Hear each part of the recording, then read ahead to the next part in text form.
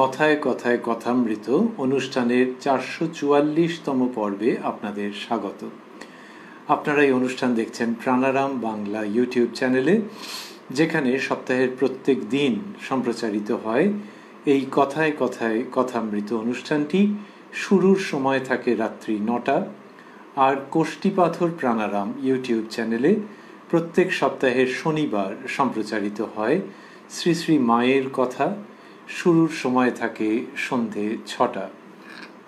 এই অনুষ্ঠানে শ্রী শ্রী রামকৃষ্ণ কথামৃততে আমরা বিগত কয়েকটি পর্ব ধরে ছিলাম এবং আজকেও সানন্দে অবস্থান করব 28শে জুলাই 1885 প্রসঙ্গে। শ্রীরামকৃষ্ণ কলকাতায় শ্রীযুক্ত নন্দ বসু পশুপতি বসু মহাশয়ের বাড়িতে উপস্থিত হয়েছেন।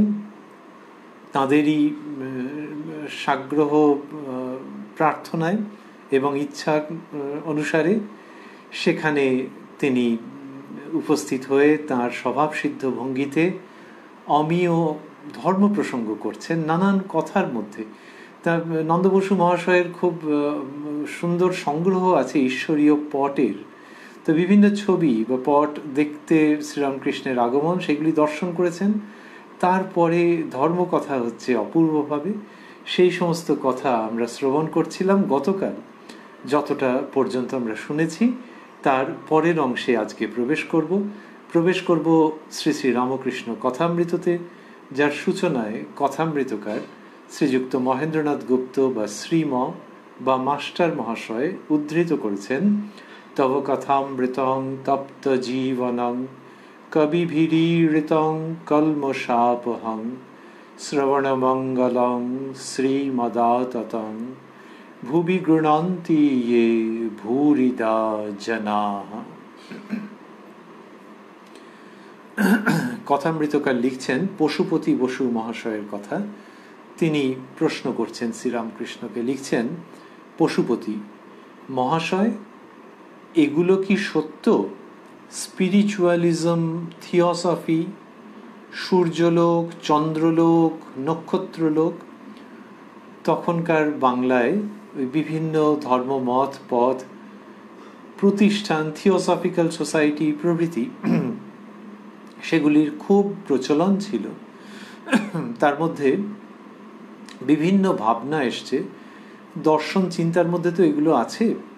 তো সেগুলো নানান রকমভাবে জনমানসে জনজীবনে উপস্থিত হয়েছে, আবর্তিত হয়েছে, আলোড়ন তৈরি করেছে কখনো কখনো।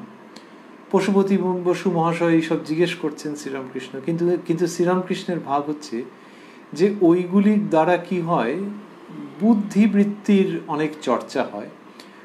কতক মনে হয় ধর্ম হচ্ছে, কিন্তু তার দুটো অসুবিধে। একটা হচ্ছে অনেকটা সময় চলে যায়, আর দুই হচ্ছে সময় চলে গিয়ে যদি ধর্মলাভ হতো তাহলে তো ভালো ছিল, কিন্তু ধর্মলাভটা ভেতরের দিকে করতে হয়, ভেতরের দিকের রহস্য ভেদ করতে হয়, ভেতরের দিকের অগ্রগতির প্রসঙ্গ সেইটা হয় না। মাঝখান থেকে ওই অনেক রকম বুদ্ধির চর্চা এর ওর তার সঙ্গে তর্ক বিতর্ক করে মন প্রায়শই বিক্ষিপ্ত হয়ে যায়। পশুপতি বসু মহাশয়ের এই পরপর এই প্রশ্নগুলোর উত্তরে শ্রীরামকৃষ্ণ বলছেন, মাস্টারমশাই লিখছেন, শ্রীরামকৃষ্ণ, জানি না বাপু, অত হিসাব কেন? আম খাও, কত আম গাছ, কত লক্ষ ডাল, কত কোটি পাতা, এ হিসাব করা আমার দরকার কি? আমি বাগানে আম খেতে এসেছি, খেয়ে যাই। এইটি শ্রীরামকৃষ্ণের শিক্ষা থেকে আমরা পাচ্ছি যে অত রকমের হিসেবের দরকার নেই, আম খেতে এসেছি। আবারও আমরা ভাবছি যে যদি কেউ ভাবেন যে অত হিসেব, হ্যাঁ এগুলো তো ধর্মের দর্শনের বইতে তো এইসব আছে, তো দর্শনের বই মানে তো ধর্মেরই বই। তাহলে কি ওই আম গাছের পাতা গোনার দরকার নেই, ডাল গোনার দরকার নেই, তার মানে ধর্মগ্রন্থগুলোর দরকার নেই?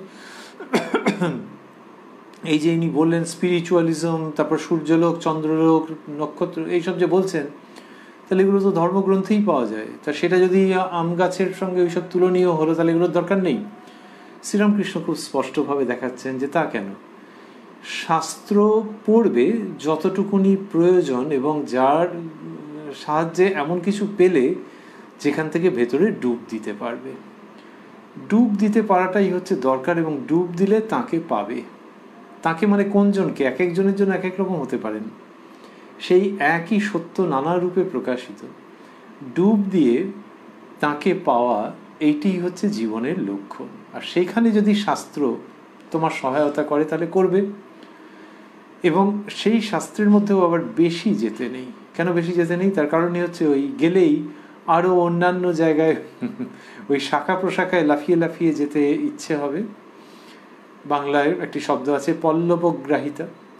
তো শাখা প্রশাখায় লাফিয়ে লাফিয়ে যেতে ইচ্ছে হবে, আর তার ফলে হচ্ছে কি, তোমার ভাবের অনুসারী নয় এমন জায়গায় গিয়ে হয়তো পড়লে, এমন ব্যাখ্যায় গিয়ে পড়লে, ওই যে নানান রকম রুচি ভেদে তো নানান রকমের আছে, শাস্ত্র তো কত রকমের, আপাত দৃষ্টে পরস্পর বিবদমান। তো তাহলে ওইটির মধ্যে যদি পড়ো একবার, আর ওটাকেই যদি অবলম্বন করো, তাহলে হায় রে, আম খাওয়ার সম্ভাবনা ছিল, তুমি তো আম গাছের তলায় দাঁড়িয়ে আছো, শাস্ত্র থেকে যা পেয়েছো ওইটা নিয়ে ভেতরে ডুব দাও। কিন্তু তা না করে এই ডাল পালা পাতা এই সমস্ত গুনতে আরম্ভ করলে, আর শাস্ত্রের মধ্যে আরও বেশি ঢুকে গেলে, এইটা হলেই মুশকিল হয়ে যাবে।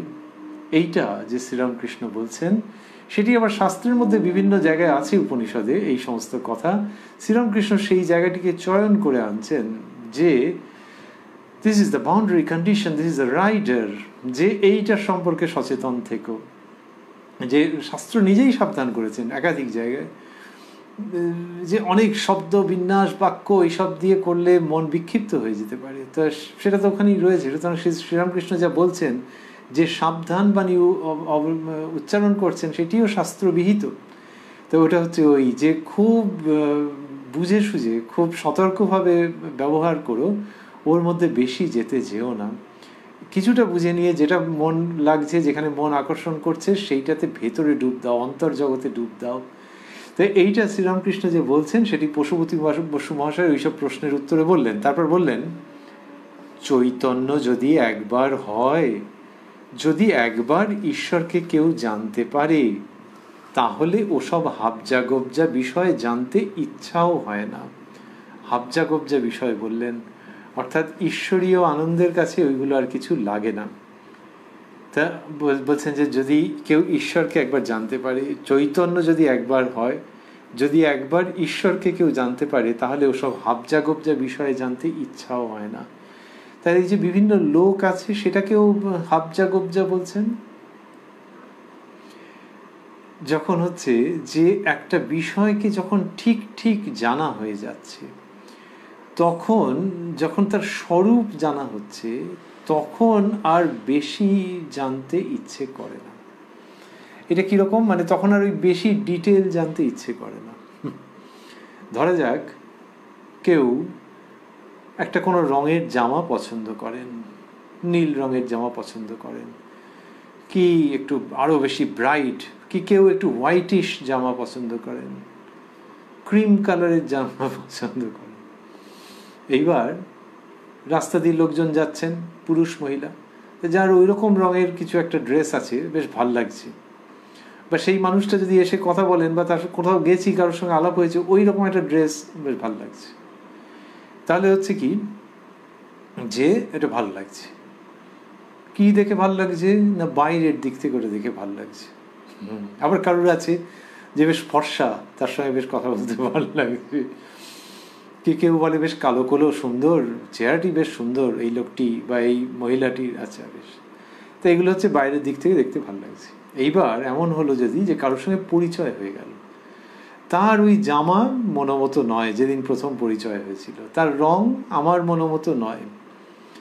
ওমা, পরিচয় হওয়ার পর দেখলাম যে দারুণ মনের মানুষ, খুব ভালো লাগছে তার সঙ্গে কথা বলতে, ভরসা করা যায়, বন্ধুর মতো, অথবা হাঁটুর বয়সী কেউ, কিন্তু কথা বলে বড় ভাল লাগে, ছেলেটা খুব ভালো বা মেয়েটা খুব ভালো। এই যার সঙ্গে কথা বলে ভালো লাগছে, তার এতটাই ভালো লাগছে যে তাকে দেখলেই আনন্দ হয়। বা সে যখন ফোন করে, হাজার একটা কাজ থাকলে ফোন ধরে, আর এর বাড়িতে এলে তো কথাই নেই, এসেছে, লোকে বলে ও ঢুকেছে মানে তোমার মুখ চোখের চেহারা বদলে গেছে।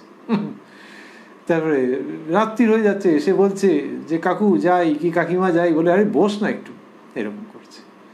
তাহলে এরকম যে করছে, তাহলে ও তো খুব একটা ফর্সা নয়, তোমরা তো ফর্সা লোককে পছন্দ করে, বলে দূর এলে এর সঙ্গে ফর্সা কালোর কি সম্বন্ধ আছে। তার মানে যখন তার স্বরূপের সঙ্গে পরিচয় হচ্ছে তখন অন্য হাবজা গুবজা ব্যাপারগুলো আর ভাল লাগছে না, ওই সারফেসের যেগুলো সেগুলো ভাল লাগছে না। তাহলে ওটা সত্যি তো যে ফর্সা নয় কালো, মাজা রং, শ্যামবর্ণ এসব বলা হয়, হ্যাঁ সত্যি, কিন্তু ওই সব নিয়ে আর মন যাচ্ছেই না। এই জগতের যে খুঁটিনাটিগুলো আছে, এমনকি সৃষ্টি রহস্য যেটা নিয়ে এই দর্শনের কতটা জায়গা পরিব্যাপ্ত হয়ে আছে, সেটা ওই ফর্সা রং না কালো রং, হালকা নীল না গাঢ় লাল রঙের জামা সেই রকম হয়ে যায় যখন জগৎ কারণের সঙ্গে পরিচয় হয়। তখন আর ওই সৃষ্টি এটা ওটা সমস্ত নানান রকমের বিচার, হ্যাঁ বাবা ওগুলি সত্য, কিন্তু ওগুলো নিয়ে আর মন দিতে ইচ্ছে লাগছে না, এর সঙ্গে কথা বলতে ইচ্ছে করছে।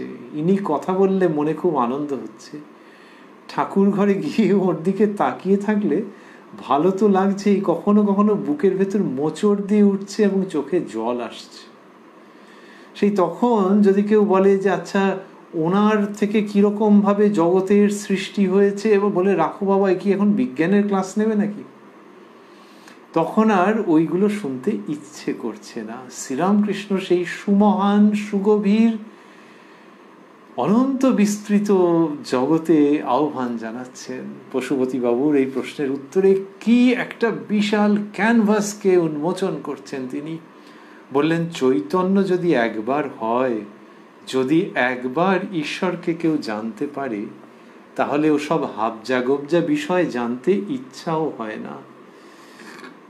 আর ওই যে হাবজা গবজা বিষয় জানতে চাওয়া, ওইটা যখন জানতে চায় না লোকে, কি করবে, পাঁচজনের কাছে ওইটা শুনছে, শুনে ওইসবগুলো জানতে চাইছে। আর ধর্ম, এই মানুষের এই জীবনটা, এই দেহ মন সমস্ত সত্তাই হচ্ছে ধর্ম জীবনের জন্যে, তাকে জানবার জন্য, যিনি আবার তোমার অপেক্ষায় রয়েছেন। কি অদ্ভুত ব্যাপার বলো, তিনি তোমার অপেক্ষায় রয়েছে আর তুমি ঠিকরে ঠিকরে অন্যদিকে পালাচ্ছ।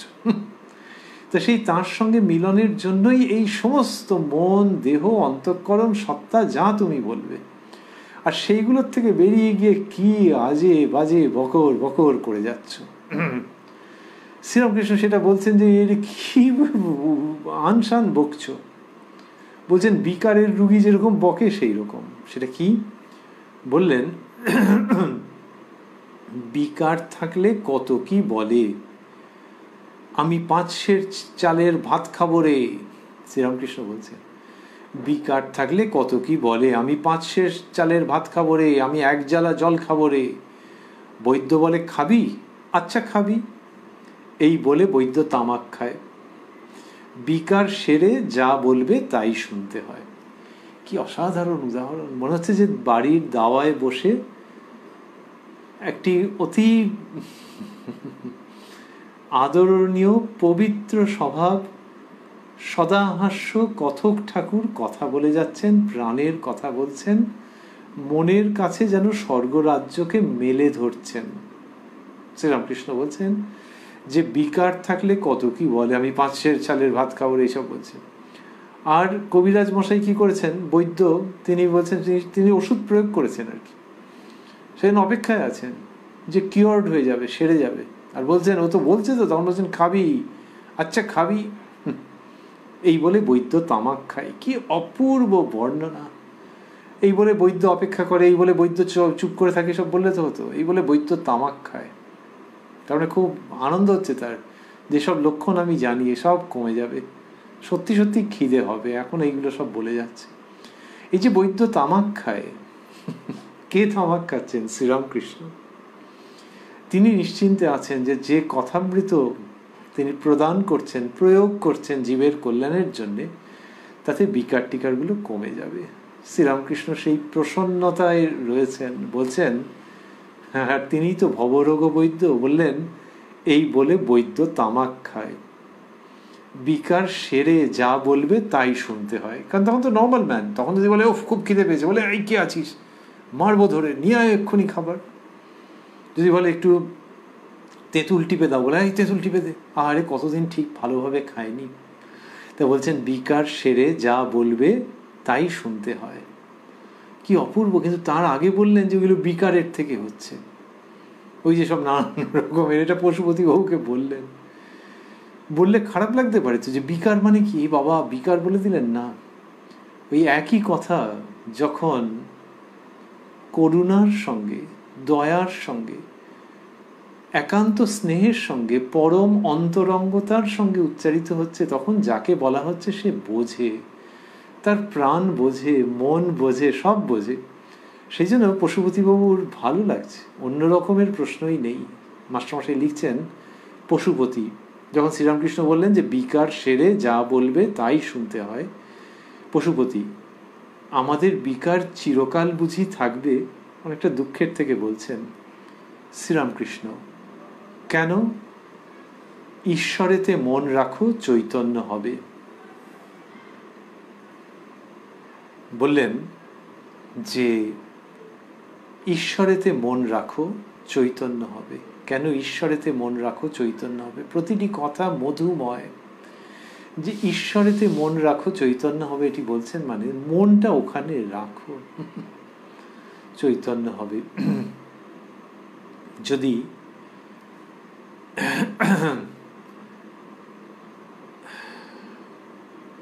কারুর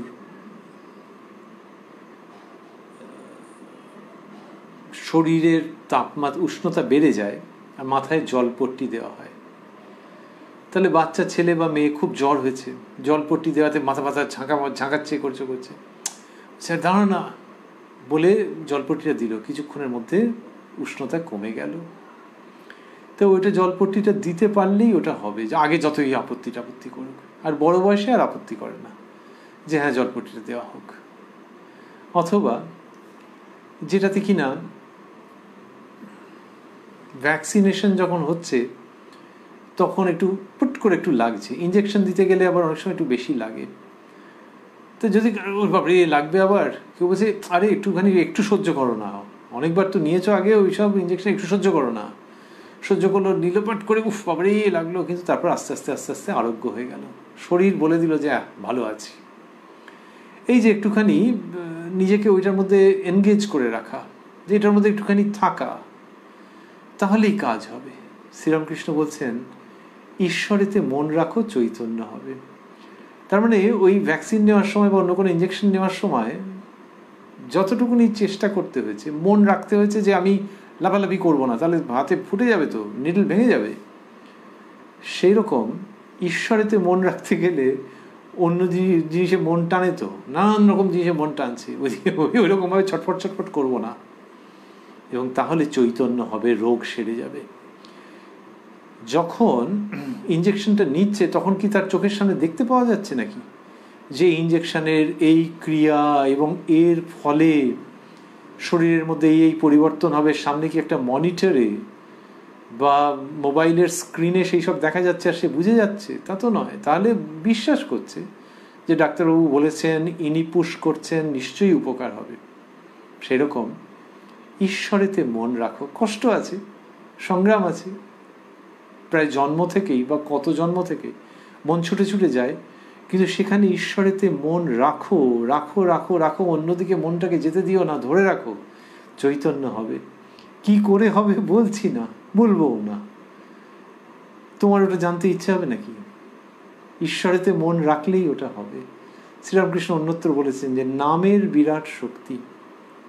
তো এই ঈশ্বরে মন রাখা, তার নাম গুণগান করা, মনের মধ্যে তার নাম পুনরাবৃত্ত হয় যাতে সেই ব্যবস্থা করা, এই করলেই, জপ করছেন কেউ, হয়তো প্রথমে যান্ত্রিকভাবেই করছেন, শ্রীরামকৃষ্ণ বলছেন চৈতন্য হবে। তার মানে ক্রমে চৈতন্য হবে। তাহলে যখন বললেন যে আমাদের বিকার চিরকাল বুঝি থাকবে, এরকম একটা শিশুসুলভ অসহায় প্রশ্নের উত্তরে শ্রীরামকৃষ্ণ কি সহায়তার বাণী উপহার দিচ্ছেন। বললেন কেন? Why are you asking this? আরে উপায় আছে গো, my child, there is a way out. কেন? ঈশ্বরেতে মন রাখো, চৈতন্য হবে। তাহলে ওখানে যদি আপত্তি ওঠে যে হচ্ছে না তো, মানে যার হচ্ছে না সেই আবার ঈশ্বরেতে মন রাখবে কি করে? তার উত্তর হচ্ছে ওইটা, যান্ত্রিকভাবেই রাখো না, এটা পারবে না। ছেলেবেলায় যখন নামটা মুখস্থ করেছো তখন খুব ভালো লেগেছে বুঝি, রসগোল্লা খাওয়ার মতো লেগেছে। কতবার গাঁট্টা মাট্টা খেয়েছো, কতবার বকুনি খেয়েছো, কতবার রাম ধমক খেয়েছো, মনে পড়ে না? তো তখন যে নামটা যদি উচ্চারণ শিখে থাকো, আর এখন বড় বয়সে কি মনে হচ্ছে ওটা শিখে কিছু ভুল হয়েছে? নামটা না জানলে সেটা কি খুব গৌরবের কথা হতো? সেরকমভাবেই ঈশ্বরীয় নাম, সেইটি যদি ভেতরে তুমি বারবার করে বলতে থাকো। আরে দুর্ভাগ্য, ছোট বয়সে কেউ বকেছে কি কেউ মেরেছে কি কেউ শাসন করেছে, বড় বয়সে করছে না তো, সেইটাই তো দুর্ভাগ্য।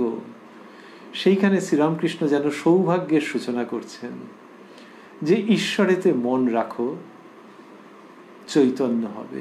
বলছেন সেই শ্রীরামকৃষ্ণ যিনি গদাধর রূপে টোলের পড়াশোনা সম্পূর্ণ করেননি। তার মানে জগতের সবাই সেটা করবে তা নয়, কিন্তু এই 28শে জুলাই 1885-তে আমরা দেখছি যে জীবনের অঙ্কের কি অপূর্ব সমাধান করছেন তিনি। নামতা টামতার ধার দিয়ে যায়নি, ওই যোগ টোগ অব্দি বড়জোর শুনেছিলেন, যোগ, তারপরেই চলে এসেছিলেন। এসেছিল সেই বালক, আর সে বলেছিল যে চাল কলা বাঁধা বিদ্যা আমি শিখব না। কি অসাধারণ একটা অন্তর্দৃষ্টি! তাহলে এখন যে ছেলে শিখছে তার কি ধর্মকর্মের 12টা বেজে গেল? তা নয়, কিন্তু যিনি শেখাবেন ওটা, তার জীবনটা ভাববার আছে, যে ওই জায়গার থেকে পুরোপুরি ঈশ্বরীয় ভাবে যিনি একেবারে নিমগ্ন, তিনি শেখাচ্ছেন।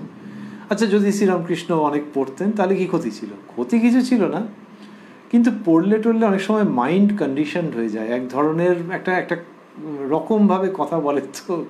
এক, দুই হচ্ছে লোকে ভাবতে পারতো যে উনি অনেক পড়েছেন, আমাদের কোথায় অত পড়াশোনা, সেই জন্য। তো এই সব মিলিয়ে ওই যিনি কিনা পড়াশোনা করেননি স্বেচ্ছায়, তিনি যখন ঈশ্বরীয় কথা বলছেন এবং লোকে দেখছে যে তা দিয়ে পরপর গেট খুলে যাচ্ছে, অধ্যাত্ম জগতের দ্বার উন্মুক্ত হয়ে যাচ্ছে, তখন একটা অপূর্ব কন্ট্রাস্ট। একটা কন্ট্রাস্টে তো একটা ছবি ফোটে খুব সুন্দরভাবে, লোকে বলে ডিজাইনটা খুব ভালো, আর যে কন্ট্রাস্টটা তৈরি হয়েছে না তাতে আরও ফুটছে। তো শ্রীরামকৃষ্ণের সেই রকম, এবং সেই তিনি যিনি ওই নামতা টামতার দিক দিয়ে যাননি, তিনি যখন ধর্মের কথা বলছেন এবং বলছেন ঈশ্বরেতে মন রাখো, তখন নবীন এক সমাধান উপস্থিত হচ্ছে, জীবন রহস্যের সমাধান, a unique wonderful solution to the problems of life, সেটা উচ্চারিত হচ্ছে। যে ভাবটা যেন এরকম, যে নামটা নিয়ে যদি কারোর অসুবিধে থেকেও থাকে, অনেকের তো থাকে, যে বড় জোর 12 অবধি বলতে পারবো, 13তেই একটুখানি আমতা আমতা, 14, 15 ছেড়ে দাও বাবা, আর কোনো অন্য প্রসঙ্গ নেই নাকি? তো নামটা নিয়ে যদি বা অসুবিধে থাকে,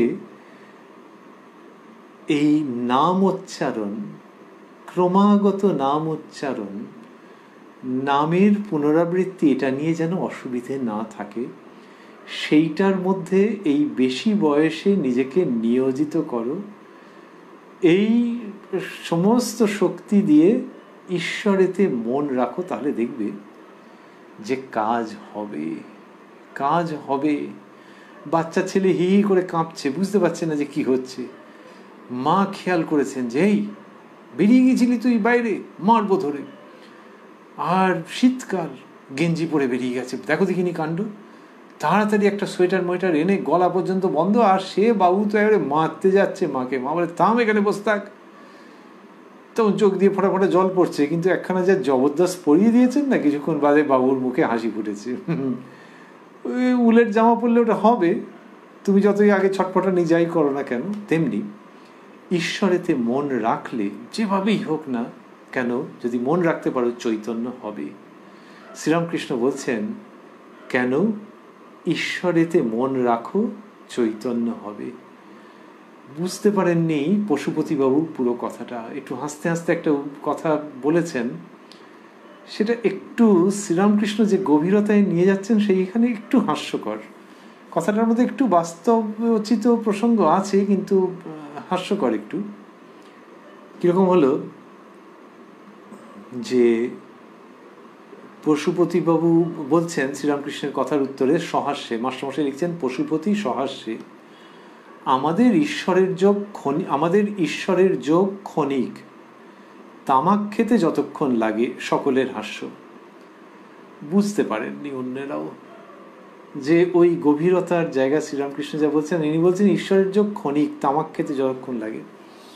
এমনিতে মনে হবে তাই তো, যে মনটা কেমন ধারা ছুটে ছুটে বেড়াচ্ছে, ফলে ঈশ্বরের দিকে একটুখানি মন থাকে।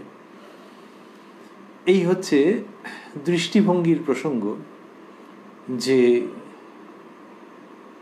নেতিবাচক এবং ইতিবাচক। বলা হয় যে একটা গ্লাসে যদি অর্ধেকটা জল থাকে, বেশ ভালো জল, খাবার জল,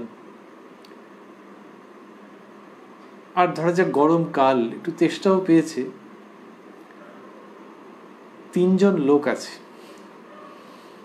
একজন এসে বললে যে আরে জল রয়েছে, সে বুঝতে পারছে ভালো জল, কিন্তু বলছে এ বাবা অর্ধেকটা খালি। এই ব্যক্তি হচ্ছে পেসিমিস্ট,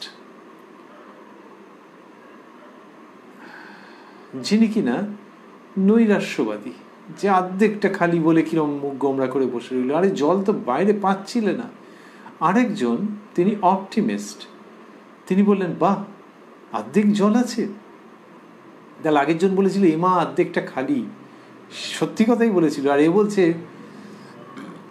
যে বাহ এই গ্লাসটায় তো দেখছি অর্ধেকটা জল আছে, তাহলে পুরো গ্লাস ফাঁকা নয়। ইনি আশাবাদী, ইনি হচ্ছেন অপটিমিস্ট। আর তৃতীয় ব্যক্তি কি করলেন, এদের দুজনের কথা শুনে ওই গ্লাসটা নিয়ে ঢকঢক করে জল খেয়ে ফেললেন। ইনি বাস্তববাদী, প্র্যাগম্যাটিক। বঞ্চিত করেননি, কিন্তু ওই দুটোতে মিলে দার্শনিক বিচার করছিল। পেসিমিস্টের থেকে অপটিমিস্ট ভালো, কিন্তু তো খায়নি, যখন তখন মেরে দিই। আর জল তেষ্টা তো প্রচণ্ড পেয়েছে। তো এই যে শ্রীরামকৃষ্ণ যখন বলছেন, তখন দেখা যাচ্ছে যে তিনি নৈরাশ্যবাদী নন, তিনি আশাবাদী এবং তিনি বাস্তববাদী। তিনি তো বলেন আম খেতে এসছো, আম খেয়ে যাও। তো তিনি বলেন না যে গাছের ডালপালা গুনতে হবে, তিনি বলেন না যে ওই দেখো আম, ওই দেখো আম, তিনি বলেন আরে উঠে পড়ো, আম পেড়ে খাও। এইখানে তিনি যে বললেন যে কেন ঈশ্বরেতে মন রাখো, তার মানে জল খাও, অমৃত পান করো, এই মেসেজটা ধরতে পারেননি এরা বললেন যে মন কখনো কখনো যায়, কখনো যায় না, তামাক খাওয়ার মতো। আরে দূর, কোন কথার কি উত্তর। পশুপতিবাবুকে আমাদের নমস্কার, যেখানে তিনি শ্রীরামকৃষ্ণকে দর্শন করতে পেরেছেন। ভাগ্য না থাকলে দর্শন হয়, কিন্তু তাও এরকম হেসে হেসে বললেন বলে আমাদের একটু অভিমান।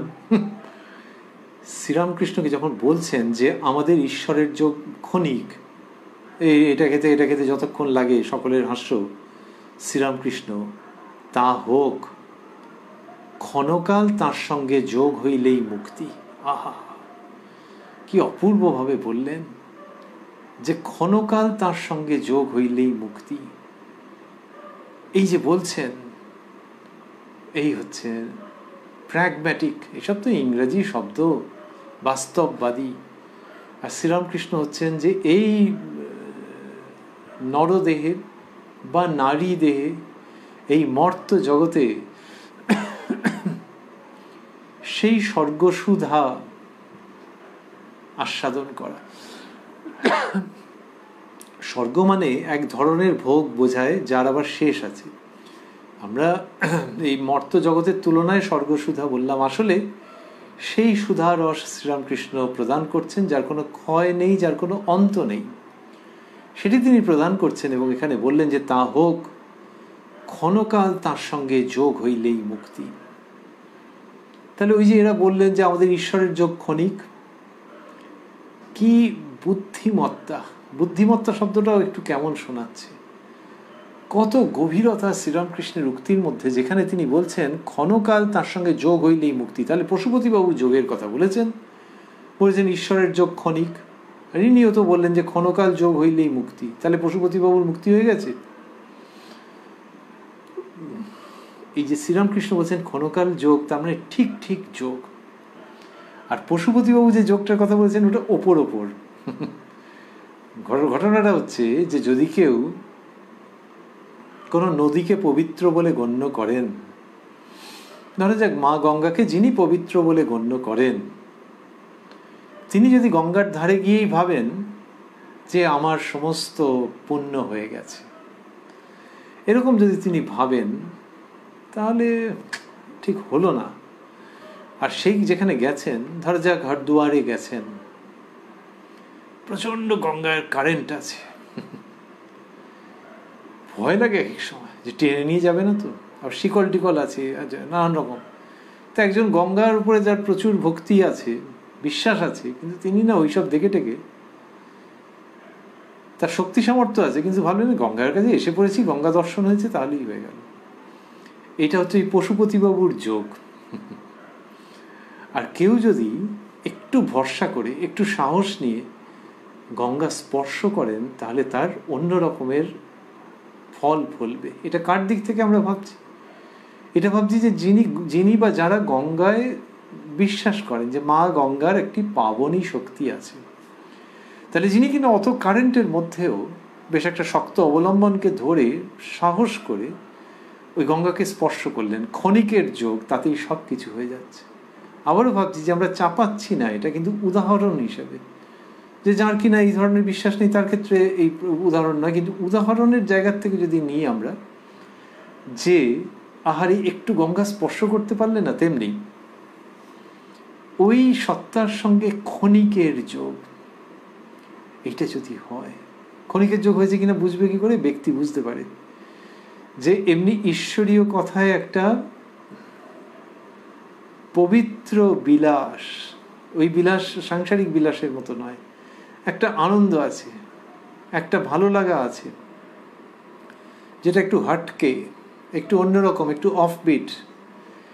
সেই আনন্দ একরকম, আর সেই তার সঙ্গে ক্ষণিকের যোগ হয়ে যাওয়া আরো গভীর, সবচেয়ে সত্য।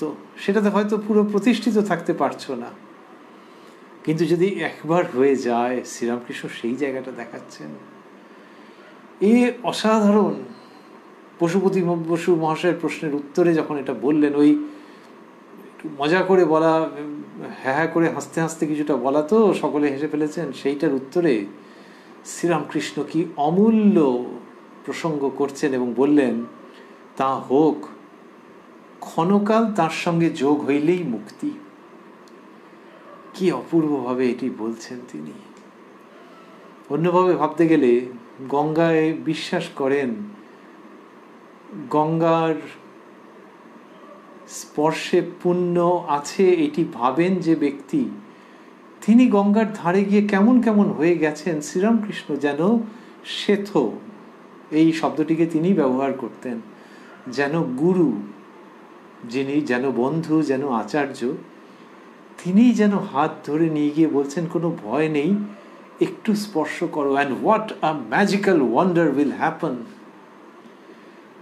But this is not magic, this is not unnatural, this is not unreal. অপূর্ব প্রভাব হবে, জীবন পরিবর্তিত হয়ে যাবে, এই জীবন আর থাকবে না, অধ্যাত্ম জীবনে উন্নতি হয়ে যাবে। শ্রীরামকৃষ্ণ সেইভাবে দেখাচ্ছেন। কি জানি পশুপতিবাবুর মনের মধ্যে হয়তো ওইরকম ভাব তিনিই তুলে দিয়েছিলেন। জগতের লোক তো এইসব বলে, নেগেটিভ চিন্তা থেকে, নেতিবাচক চিন্তা থেকে বলে, কি বা হবে এই সমস্ত বলে। সেটা হয়তো শ্রীরামকৃষ্ণের ইচ্ছাতেই উঠেছিল যে ওটা উঠুক, আর তারপরেই হাত ধরে নিয়ে যাব সেই অমৃত স্রোতধারায়। বলছেন, আমরা যতটা শুনেছিলাম তারপরে, অহল্যা বললে রাম, শ্রীরামকৃষ্ণ বলে চলেছেন, অহল্যা বললে রাম, শুকর জনিতেই জন্ম হোক আর যেখানেই হোক, যেন তোমার পাদপদ্মে মন থাকে, যেন শুদ্ধা ভক্তি হয়। এই বলছেন যে অহল্যা এটি বলেছেন যে রাম শুকরজনিতেই জন্ম হোক আর যেখানেই হোক, এই ভক্তির মাধুর্য দেখাচ্ছেন। আর যেখানেই হোক যেন তোমার পাদপদ্মে মন থাকে, যেন শুদ্ধা ভক্তি হয়। কি মোলায়েম জায়গায় নিয়ে আসছেন, কি অপূর্ব মাধুর্যপূর্ণ স্রোতধারা প্রবাহিত করিয়ে দিচ্ছেন শ্রীরামকৃষ্ণ। আবার বলছেন, নারদ বললেন, রাম তোমার কাছে আর কোনো বর চাই না। এই শুদ্ধা ভক্তির প্রসঙ্গে এইসব আসছে। নারদ বললেন, রাম তোমার কাছে আর কোনো বর চাই না, আমাকে শুদ্ধা ভক্তি দাও, আর যেন তোমার ভুবন মোহিনী মায়ায় মুগ্ধ না হই, এই আশীর্বাদ করো। আন্তরিক তার কাছে প্রার্থনা করলে তাতে মন হয়, ঈশ্বরের পাদপদ্মে শুদ্ধা ভক্তি হয়। তো বলছেন যে রাম তোমার কাছে আর কোনো বর চাই না। নারদ মুনি বলছেন, শ্রীরামকৃষ্ণ সেটি শেখাচ্ছেন ওইটি পুনরাবৃত্ত করে, যে তোমার কাছে আর কোনো বর চাই না। রামচন্দ্রের কাছে বলছেন আর কোনো বর চাই না। কি অপূর্ব ওই উচ্চতায় নিয়ে যাচ্ছেন। ওই যে আমরা বলছিলাম pragmatic, spiritually pragmatic to the extreme degree, সেখানে এটিকে করছেন। প্রাচীন কথা, কিন্তু শ্রীরামকৃষ্ণ কি অপূর্ব নবীন ব্যঞ্জনায় নিয়ে আসছেন। বলছেন, রাম তোমার কাছে আর কোনো বর চাই না, জানি যিনি সব দিতে পারেন। সেই সমস্ত লোকে বলে ইহলৌকিক পারলৌকিক সমস্ত কিছু যিনি দিতে পারেন, তাকে বলা হচ্ছে যে আর কিছু চাই না, আমাকে শুদ্ধা ভক্তি দাও। তার মানে এটা খুব মহার্ঘ, পাওয়া যায় না, সেই জন্যই তো চাওয়া হচ্ছে যে অন্য সব কিছু দিয়ে দেবেন, ভালো শরীর স্বাস্থ্য, এটা ওটা, মজা ফুর্তির অনেক কিছু উপকরণ, কিন্তু সেগুলো শেষ হয়ে যায়। যদি কেউ চায় দিয়ে দেন, তিনি তো সবই দিতে পারেন। তো নারদ বলছেন, দেবর্ষি নারদ বলছেন যে রাম তোমার কাছে আর কোনো বর চাই না, আমাকে শুদ্ধা ভক্তি দাও। শুদ্ধা ভক্তি মানে যার বিনিময়ে কিছু চায় না। শুদ্ধা ভক্তি, ভক্তি যেন মেয়ে ছেলে, মেয়ে মানুষের মূর্তি, এবং মাথা থেকে পা পর্যন্ত পবিত্রতা দিয়ে নির্মিত একটি মেয়ে মূর্তি, সেটি ভক্তির মূর্তি, শুদ্ধা ভক্তি। শ্রীরামকৃষ্ণ দেবী সত্তার সঙ্গে এই ভক্তিময়তাকে একটিমাত্র শব্দ শুদ্ধা ভক্তি দিয়ে অপূর্বভাবে গ্রথিত করে দিয়েছেন চিরকালের জন্য। বললেন, আমাকে শুদ্ধা ভক্তি দাও, নারদের কথা চলছে, আর যেন তোমার ভুবন মোহিনী মায়ায় মুগ্ধ না হই, এই আশীর্বাদ করো। ভুবন মোহিনী মায়া, যে তোমার মায়া চারিদিকে পরিব্যাপ্ত, এই কামিনী কাঞ্চন এইসব বলা হয়। তো সেগুলো বলা হয়, জীবকে তার থেকে দূরে থাকতে বলা হয়, কিন্তু নারদ যেভাবে বলছেন, শ্রীরামকৃষ্ণ কতবার এই প্রার্থনাটি শেখাচ্ছেন যে ঠিক ওইভাবে বলে নয়, ওইরকম একটা বর্জনের ভঙ্গিতে নয়, ওইরকম একটা পোস্টমর্টেম করে সরিয়ে রাখার ভঙ্গিতে নয়, সরিয়ে রাখা কিন্তু প্রার্থনা করা যে আমি সরাবো নয়, তুমি দয়া করে এটাকে প্রত্যাহার করে নাও, এটা তোমারই। আর যেটা সম্বন্ধে বলছি সে যে কি, তার যে কত রং রূপ বৈচিত্র্য, তার দ্বারা তোমারই মহিমা প্রকাশিত হয়, তোমার ভুবন মোহিনী মায়া। যে একটা পুরুষ কি নারী, আরেকটা নারী কি পুরুষের জন্য সারা জীবন পাগল হয়ে গেল, তার জীবনটা শ্যাটার্ড হয়ে গেল, ওই ভুবন মোহিনী মায়া।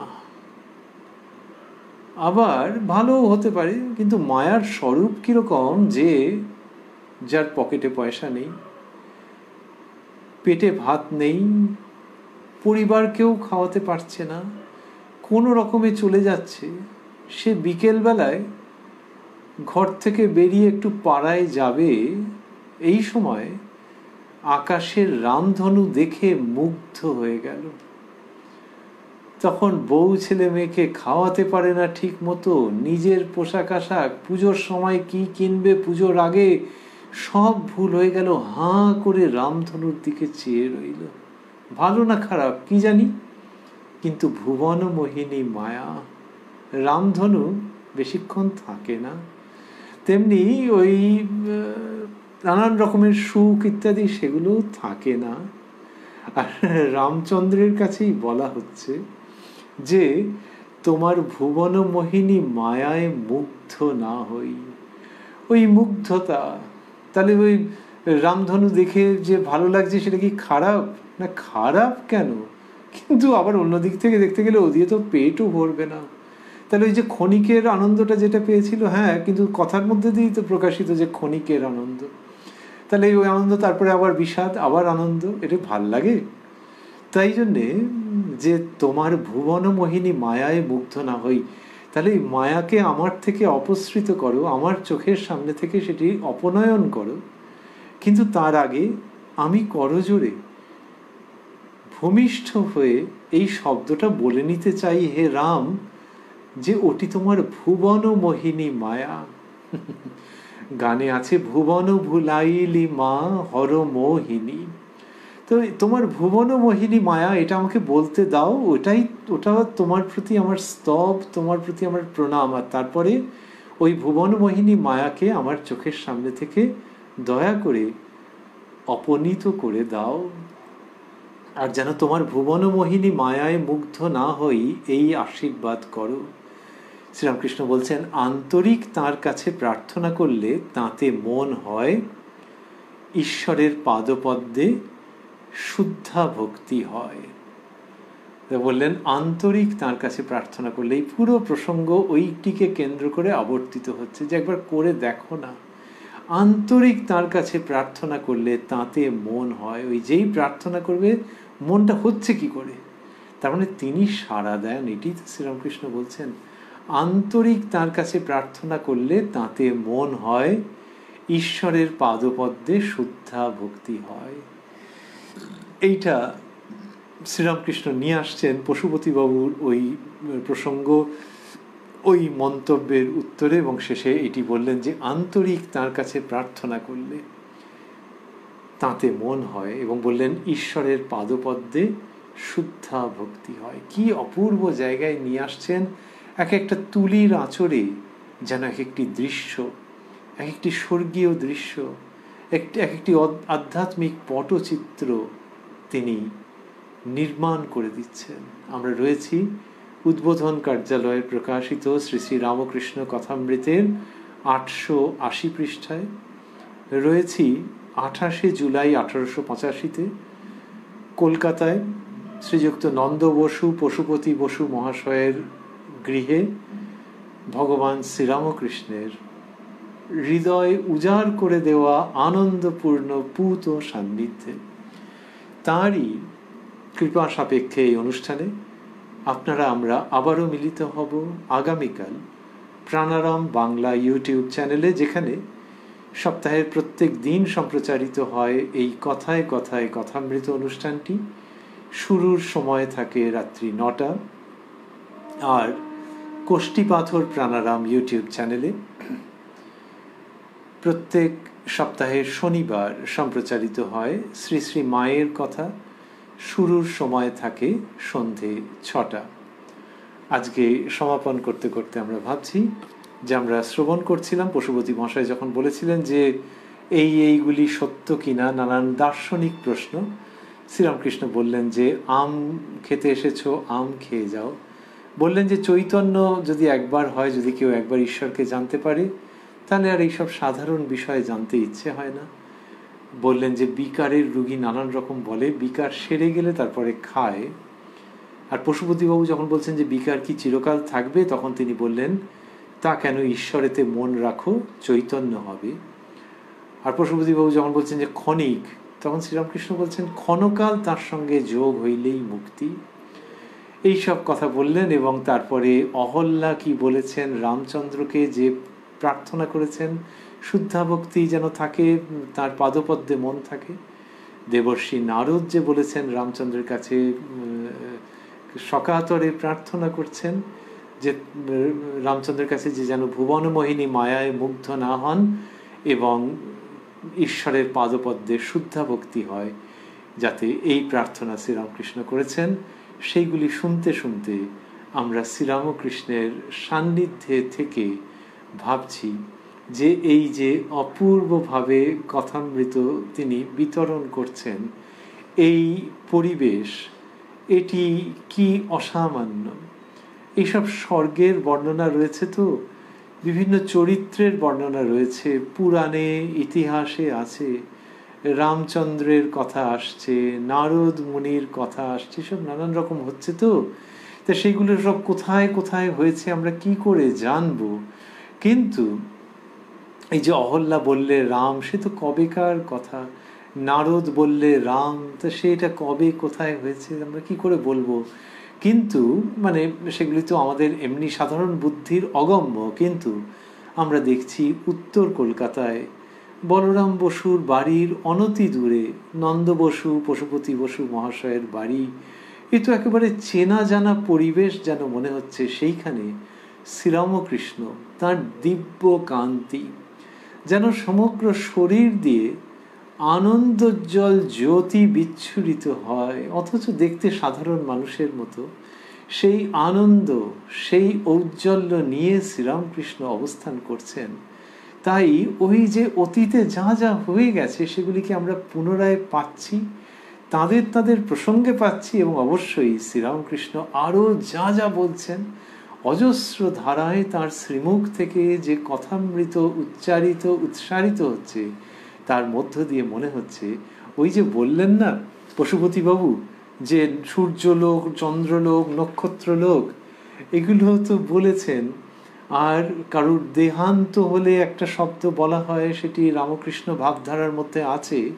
কিন্তু আমরা ভাবছি যে দেহান্ত হোক বা এই দেহেই কেউ থাকুন, শ্রীরামকৃষ্ণের এই অপূর্ব কথামৃতের মধ্যে থাকা এবং এই কথামৃত শ্রবণ করা মানে এই সূক্ষ্ম দেহে হোক বা এই স্থূল দেহেই হোক, অতি অবশ্যই ওই চন্দ্রলোক নক্ষত্রলোক জানি না আমরা, কিন্তু এগুলি শ্রবণ করা মানে নিঃসন্দেহে রামকৃষ্ণ লোকে অবস্থান করা।